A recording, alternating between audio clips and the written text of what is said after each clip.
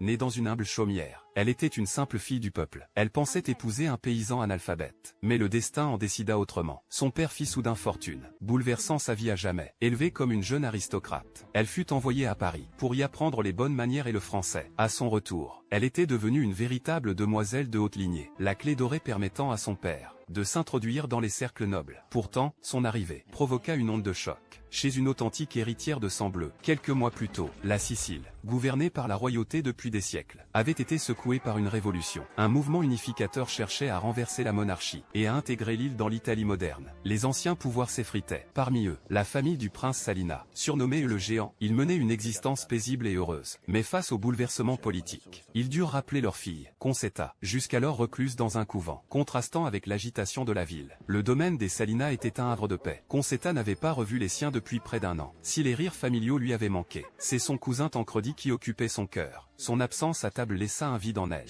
Dès le repas terminé, elle partit à sa recherche, et le découvrit enfin, pensif, dans une pièce du jardin. Mais à sa stupéfaction, Tancredi avait rejoint les chemises rouges. Ce mouvement révolutionnaire, qui menaçait tout ce que sa famille représentait. Concetta promit de garder son secret, à une condition, qu'il lui donne chaque jour de ses nouvelles. Le cœur lourd, elle le regarda s'éloigner, ignorant que cet adieu allait tout changer.